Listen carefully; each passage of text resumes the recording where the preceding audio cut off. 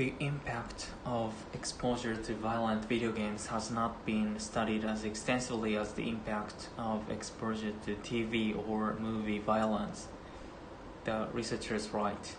However, on the whole, the results reported for video games until now are very similar to those obtained in the investigations of TV and movie violence. Among the effects of violent game playing are increases in psychological arousal and physically aggressive behavior, such as hitting, kicking, and pulling clothes or hair. Studies also have found a reduction in helpful behavior among youths exposed to violent video games. Males tend to prefer action-oriented video games involving shooting, fighting, sports, action-adventure, fantasy role-playing, and strategy, according to Michigan State Survey. Females prefer classic board games, trivia, quizzes, and puzzles. Electronic game playing gets young people involved with technologies and opens up opportunities in high-paying tech careers, notes communication professor Bradley Greenberg of Michigan State. It is believed that these opportunities go to boys because they spend more time working with electronic games and computers, says Greenberg. If girls become more involved with technology at an early age, it is likely that the interest in technology will continue into the work world. If females do become more involved in technology fields, including game development, they may create less violent games that promote cooperation rather than aggression. Video games are in 80% of US homes with children. They generated $6 billion in 2000 and $11 billion by 2003. All indications are that the industry will continue to grow at a healthy rate, says Greenberg. The emerging market is for games designed more with girls in mind, that engage them for longer periods of time and force them to further investigate the technology behind the games. The next frontier involves transferring video games technology to educational settings and using the young people's fascination with the games to involve them more with innovative teaching technologies. Until that day comes, however, more awareness is needed of the impact of violent games on young people's behavior, Anderson and his colleagues conclude.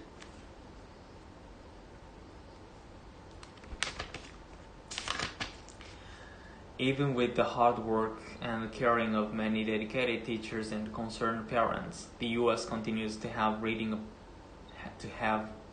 a reading problem. According to the National Center for Educational Information, 38% of fourth grade students cannot read and understand short paragraph of the type found in a simple children's book.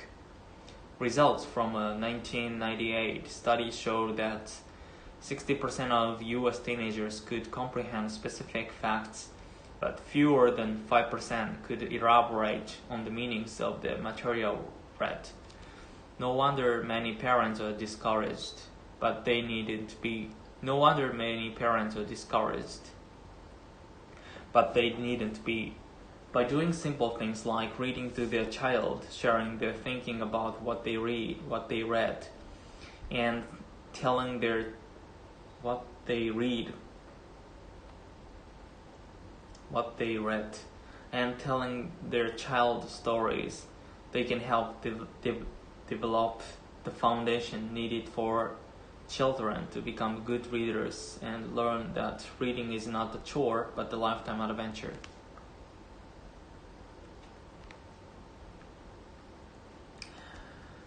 Good readers follow a number of key strategies, whether they're reading a magazine or a textbook. Firstly, they create a wide range of mental and visual images as they read. To feel involved with what they are reading, then their background and relevant prior knowledge before, during, and after reading to enhance their understanding of what they are reading. They also make and ask questions before, during, and after reading to clarify meaning, make predictions, and focus their attention on what's important. Good readers infer and determine the most important ideas or themes and distinguish between these and unimportant information. Next, they track their thinking while reading to get their overall meaning. Finally, if they have trouble understanding specific words, phrases, or longer passages, they use a wide range of problem-solving strategies, including skipping ahead, rereading, asking questions, using a dictionary, and reading the passage aloud to fix up their understanding. Reading is fundamental to success in life. It's that simple. Reading opens the door to virtually all other learning. You have to be able to read to learn mathematics, science, history, engineering, mechanics, political science, not to mention to surf the web or figure out how to operate a new DVD player. Basically, you have to be able to read to succeed.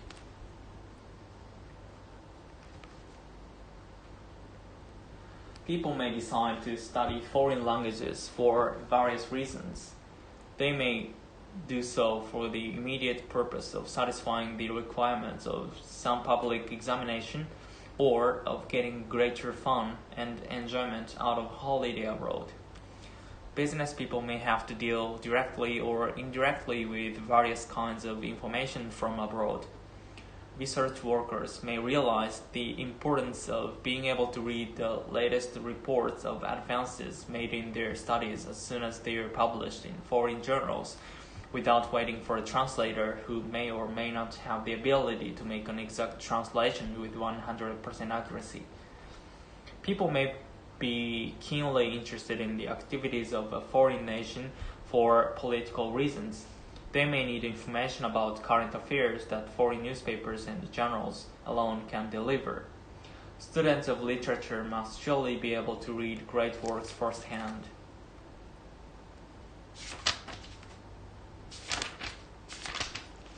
Learning a new language implies entering a new world, and it inevitably leads to a widening of intellectual experience. Learning a new language well enough to be able to understand it when heard to speak. Learning a new language well enough to be able to understand it when heard to speak it, read it, and write it is such hard training that we certainly need some strong urge to drive us on. The four distinct and separable activities just mentioned, listening, speaking, reading, and writing, call for constant, preferably daily exercise. These activities are concerned in varying degrees with four aspects of language study: pronunciation, grammar, vocabulary, and idiom. It is useful to keep these four activities and four aspects clearly in mind. Learning a new language calls for no great originality of mind or critical talent, but it does demand an eager intellectual curiosity and a constant and lively interest in the endless ways in which human ideas may be expressed. It demands quick observation, first of all, reasonable ability to mimic and imitate, good powers of association and generalization, and a good memory.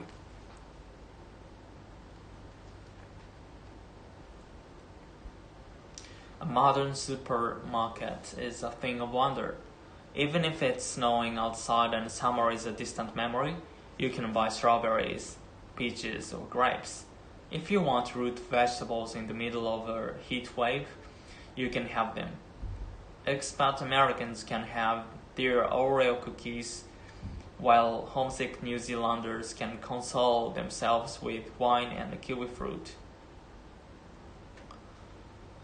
Within days of being picked off the vines, the fruit is in your trolley, tasting of spring as the leaves are falling outside. It's all great until you start contemplating the vast mileage sitting in your shopping basket. Those kiwi fruits have traveled nearly 20,000 kilometers or 12,000 miles. They've flown in a plane and traveled by road. By the time they reach the supermarket, they're responsible for 5 times their own weight in greenhouse gases being pumped into the atmosphere. Increasingly, our food is coming from farther and farther away, and we're becoming more and more dependent on the fuel it takes to get them to us.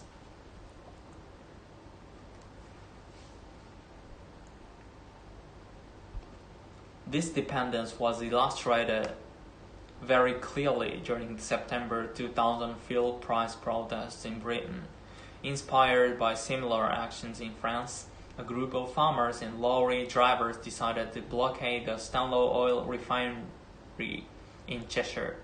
The protest quickly snowballed and petrol tankers were unable to leave refineries. Panic buying saw more than 90% of petrol stations run dry, and with supplies unable to get through, supermarket shelves quickly emptied. It's estimated that food now accounts for as much as 40% of all UK road freight, and the international food trade is increasing faster than the world's population and food production. In other words, food is moving around more than ever, and the environmental impact could be huge. Despite the UK's cool climate being perfectly suited for growing apples, nearly 3/4 of the apples eaten in the UK are imported, and more than 60% of Britain's apple orchards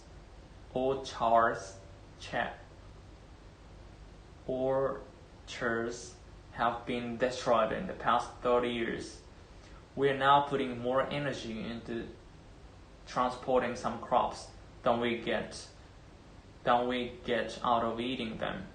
For every calorie of lettuce imported to the UK from America's west coast, 127 calories of fuel are used. Put it another way, flying over a kilogram of Californian lettuce uses enough energy to keep a 100-watt light bulb glowing for 8 days.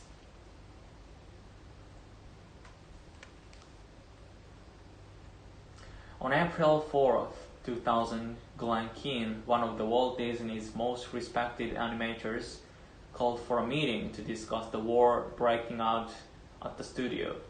Disney's animators had settled into 2 opposing camps: those who were skilled in computer animation and those who refused to give up their pencils. Keane, a 31-year veteran who created the Beast for Beauty and the Beast and Ariel for The Little Mermaid, was a Disney traditionalist. But after a series of experiments to see whether he could create a computer-animated ballerina, his opposition softened. So he invited the 50 animators to discuss the pros and cons of both art forms, calling his seminar "The Best of Both Worlds."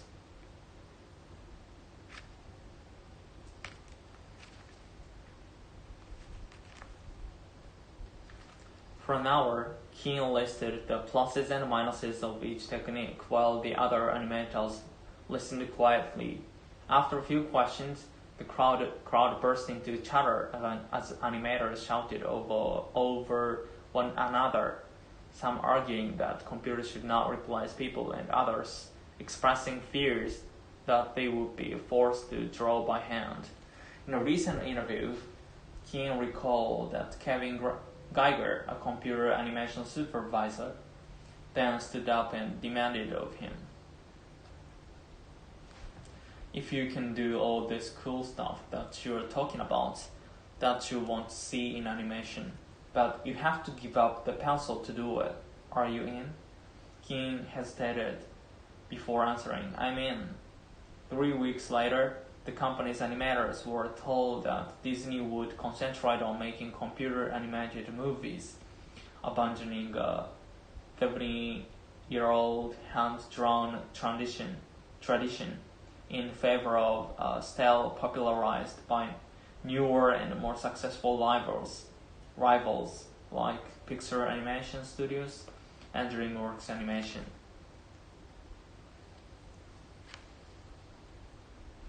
The results were nothing short of a cultural revolution at the studio.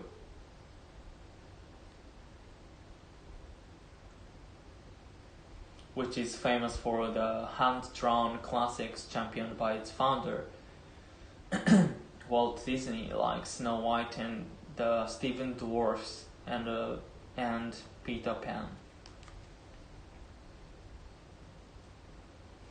2 years and a half after the decision, Disney released Chicken Little, the first of 4 computer-animated films developed at the newly reorganized studio.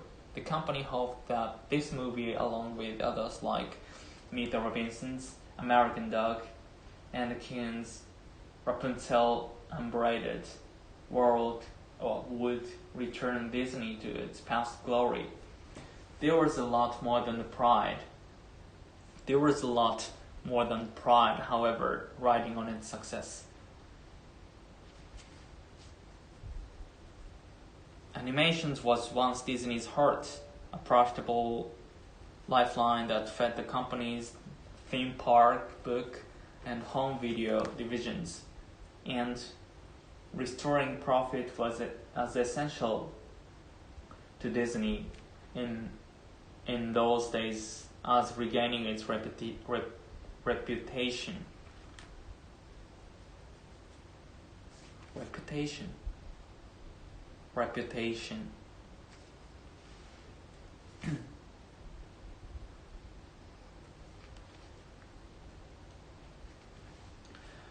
Casey Nicole was a 19-year-old girl from Kansas dying of cancer, or so believed the thousands of people who visited her website on which she kept a diary of her fight against the cancer.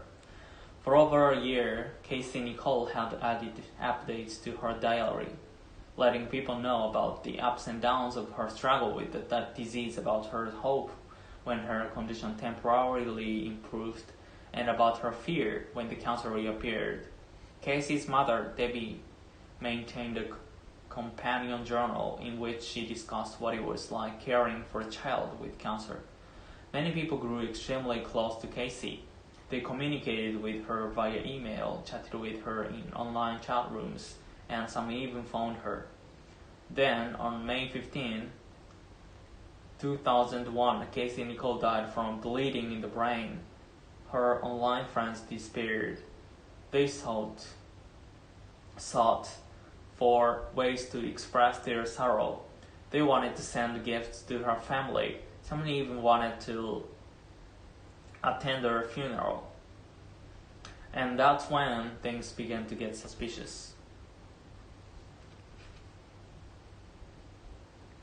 Casey's mother refused to provide anyone with the information about where the funeral was being held or where to send the gifts.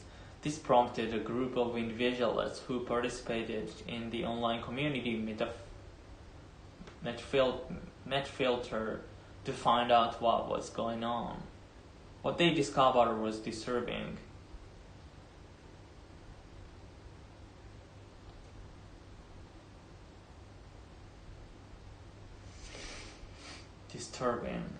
Casey's death had not been recorded by any obituary they could locate, nor could anyone remember ever having met Casey in person. They began to wonder if Casey actually existed. Their fears were proved a few days later when Debbie Swanson, A 40-year-old woman from Kansas confessed that she had invented Casey and written all the diary entries herself. The photos of Casey that appeared on the site were simply a picture of a neighbor, used without the neighbor's knowledge. Whenever anyone had thought that they were emailing Casey, it was actually Debbie they were communicating with. Debbie Swanson remained unwilling to admit her fault in her confessions, claiming that Casey was real in a way, because the character of Casey was a blend of a number of cancer victims whom Debbie had known. She added that she hadn't realized so many people were reading the diary. This hardly satisfied the thousands of people who felt cheated because their kindness and sympathy had been taken advantage of. The FBI even looked into the case, but determined that because Debbie Swanson hadn't gained money from the hoax, she hadn't actually committed a crime. She hadn't actually committed a crime which was serious enough to take her to court.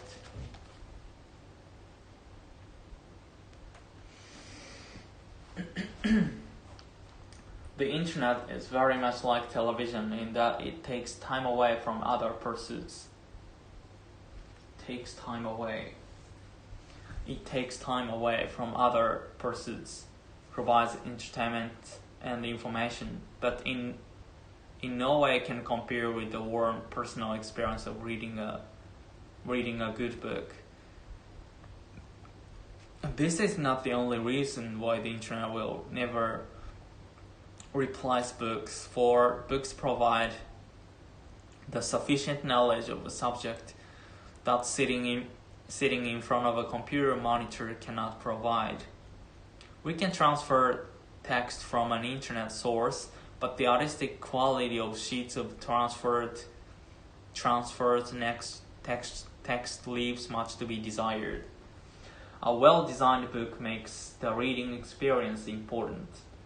The book is still the most compact and economical means of conveying a lot of knowledge in a convenient package, and this is what makes it popular. The idea that one can carry in one's pocket a play by Shakespeare, a novel by Charles Dickens, or the Bible in a small book with a stiff paper cover is incredible. We take such uncommon convenience for granted, not realizing that the book itself has undergone quite an evolution since the production of the Greenback Bible in 1455 and Shakespeare's Book of Plays in 1623.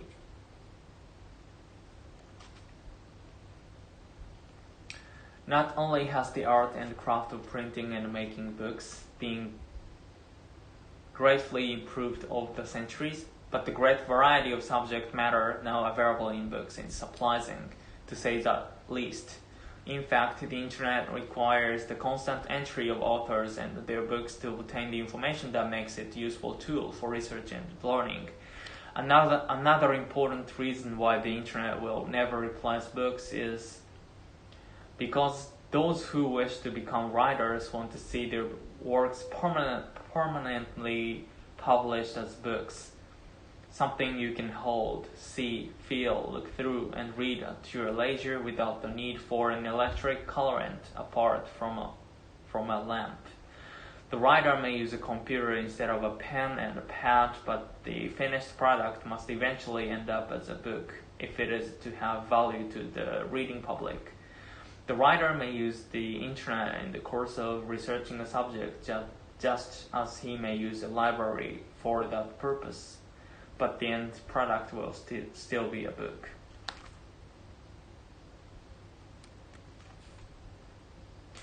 In any public space, there will be groups of people having face-to-face conversations. These conversations are not perceived as annoying. No one is suggesting that there should be railway carriages where people are not allowed to speak to one another. Logically, the sound energy created by two people conversing face-to-face should be twice that created by one person conversing with an unheard partner on their mobile phone. Yet the latter appears to be more annoying. There are a number of possible explanations for this puzzle. One is that the content or the volume of the conversation tends to be more annoying in some mobile phone conversations because of the way that people choose to use their mobile phones. Some people may speak very loudly, or they may have chosen loud and intrusive ringing tones. Excessive loudness is a major cause of annoyance for all sorts of sounds.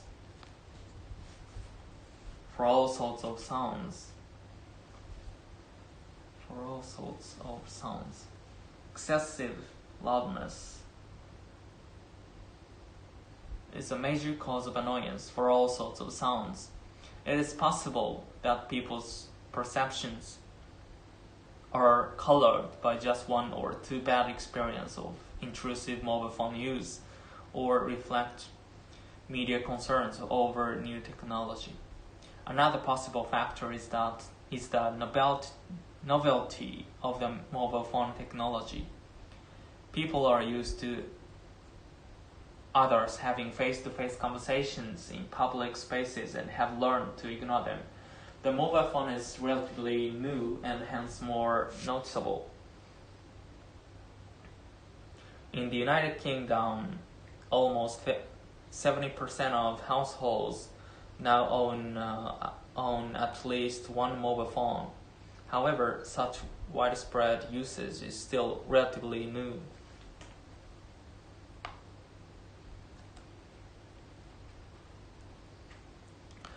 People today are worried about food safety. As a result, the popularity of organic farming of fruits and vegetables is increasing. But what exactly does organic farming mean? It is probably easier to explain what organic farming is not. Organic farming does not use pesticides or fertilizers. Instead, this style of farming uses natural methods to protect plants and help them grow, so organic agricultural products are thought to be generally safer than non-organic ones. In the United States, about 2% of all food is grown using organic methods. The US government officially licenses farms as organic if they pass an examination. Presently, there are about 10,000 licensed farmers in the US, and this number is growing by about 20% a year.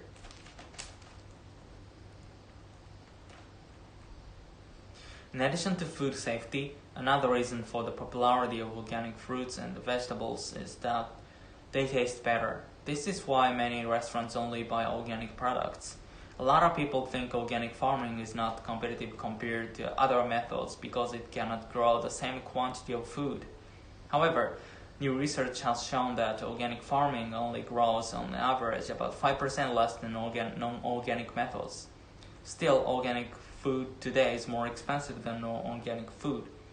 But when the environmental and the health costs of non-organic farming are considered, such as the pollution of water by pesticides, most people would agree that the higher price of organic farming is in fact a small price to pay for our health and safety. Doctors have long told patients that medicine is something you swallow in a pill, but evidence is growing that shows the best medicine might be found in your grocery store, not your drugstore. More and more researchers are concluding that the right foods will not only prevent disease, but in some cases actually cure it as well. Most major diseases can be reversed through approaches using good nutrition, said Dr. Joel Fuhrman, a doctor who specializes in nutritional medicine as an alternative to surgery and drugs. Fuhrman is the author of a book about eating for health. Food is more effective than medicine, he stated. All we've got to do is eat right, and disease melts away.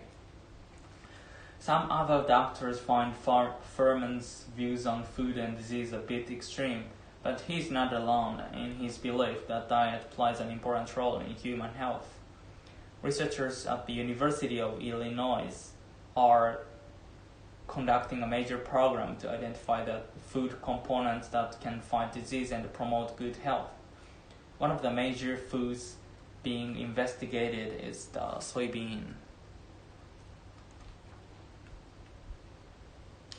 There has been a tremendous amount of information that shows the soybean's ability to reduce cholesterol, said Claire M. Hassler, director of the research program at the University of Illinois. And by lowering your cholesterol, you lower the risks for heart disease.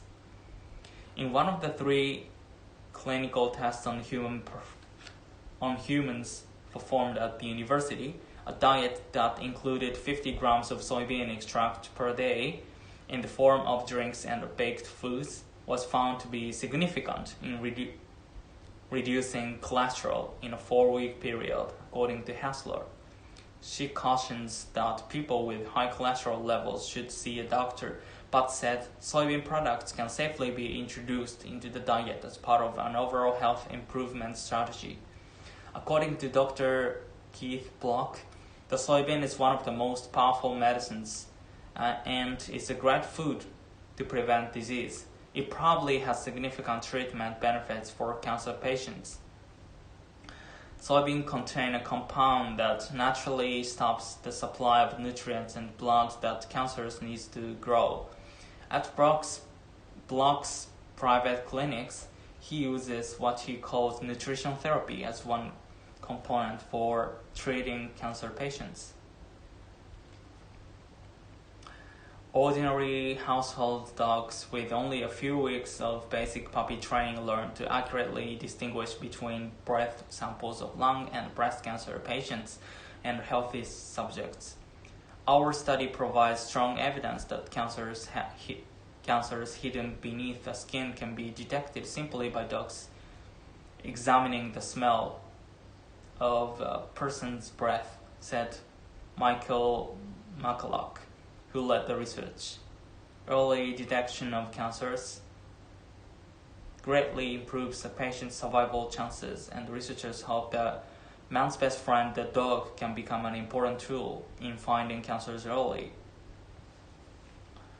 The new study is scheduled to appear in the March issue of the journal Integrative Cancer Therapies, was conducted by the Pine Street Foundation, a cancer research organization in San Anselmo, California. Dogs can identify chemical traces in the range of parts per trillion. Previous studies have confirmed the ability of trained dogs to detect skin cancer by smelling the skin damage. Also, some researchers hope to prove dogs can detect prostate cancer by smelling patients' urine. Dogs' scent ability to detect the scent of cancer was something that was often discussed for many years, but we felt it was appropriate to design a thorough study that seriously investigated this topic to see if it is really effective, said Nicholas Brockman, executive director of the Pine Street Foundation. Lung and breast cancer patients are known to breathe out patterns of biochemical markers in their breath. Cancer cells produce different metabolic waste products than normal cells, Brockman said. The differences between these metabolic products are so great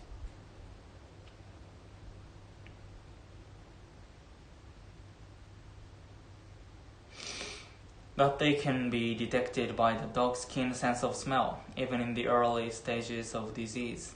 The researchers used a food reward-based method to train 5 ordinary household dogs.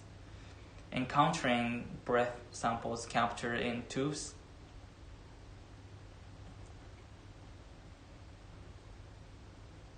the dogs gave a positive identification of a cancer.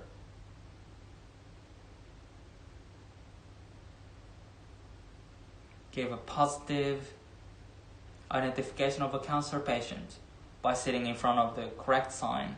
By scent alone, the dogs distinguished 55 lung and 35 breast cancer patients from 83 healthy humans.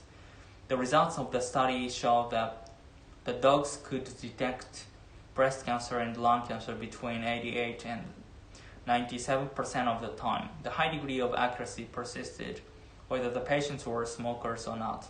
Moreover, it did not seem to matter which dog he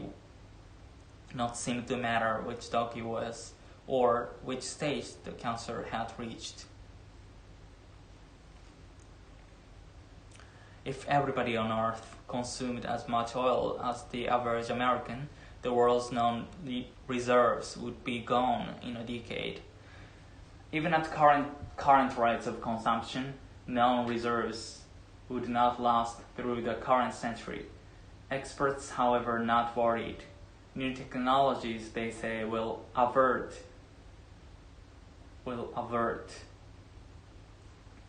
a global energy crisis.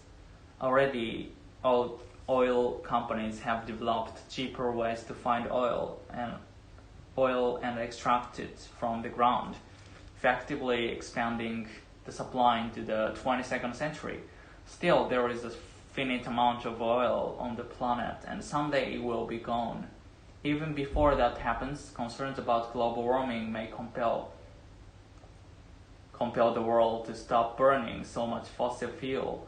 The energy industry is preparing for that day by investing in technologies that will replace fossil fuels. Solar, nuclear, and wind power are all possibilities, but many experts say the most likely candidate is a fuel cell.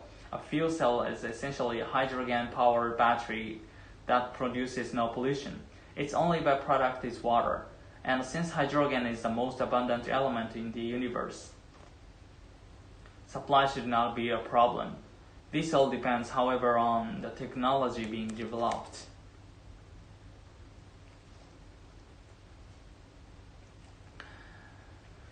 Neglect of the mind-body link by technological medicine is actually a brief aberration when viewed against the whole history of a healing art. In traditional tribal medicine and in Western practice from its beginning in the work of Hippocrates, the need to operate through the patient's mind has always been recognized.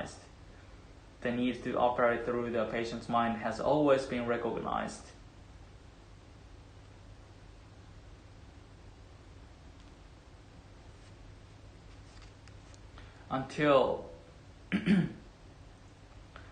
19th century, medical writers really failed to note the influence of grief,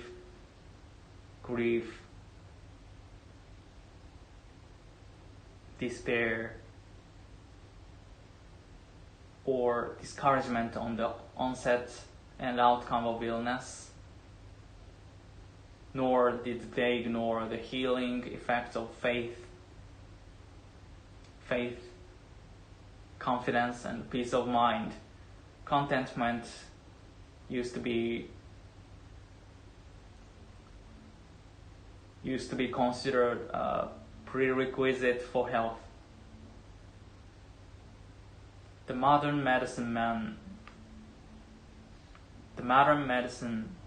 has gained so much power over certain diseases through drugs, however, that he has forgotten about the potential strength within the patient.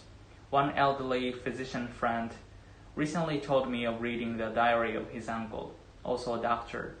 In the early years, the diarist always recorded what happened to the individual or the community prior to an illness or epidemic.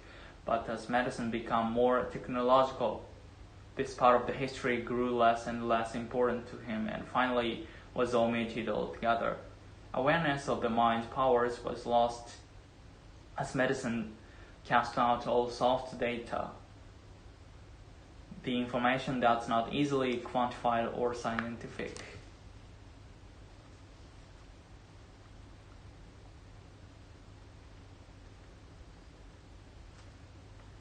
A fly can do one thing extremely well, fly.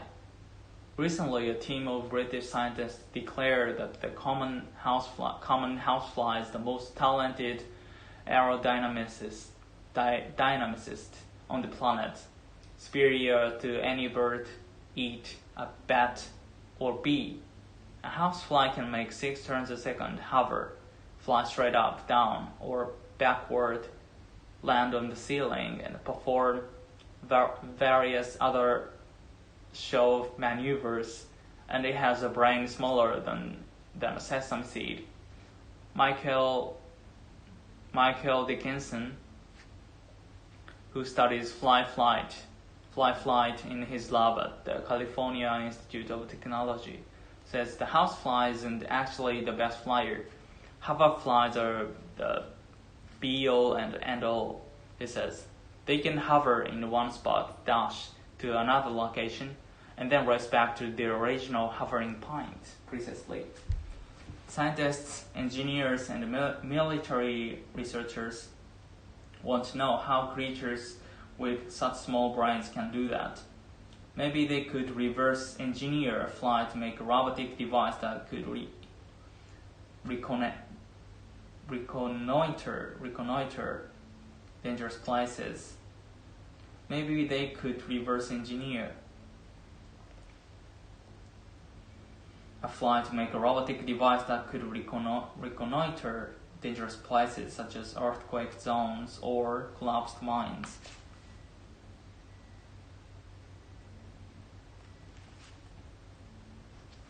Dickinson's laboratory works with fruit flies.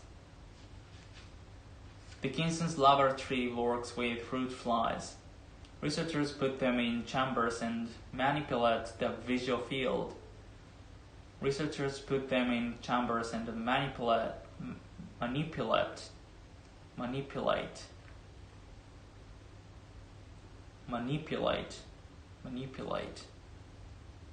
Manipulate the visual field, filming the flies in super slow motion, 6,000 frames a second.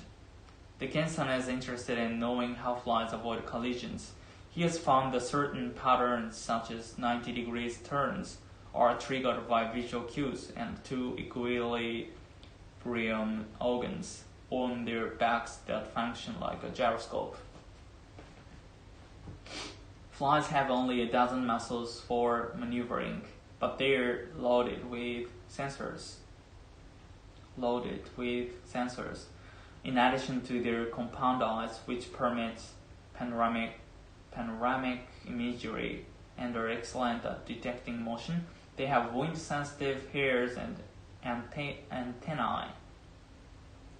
They also have 3 light sensors on the tops of their heads, which tell them which way's up. Roughly 2/3 of a fly's entire nervous system is devoted to processing visual images. They take all this sensory data and boil it down to a few basic commands such as go left and go right.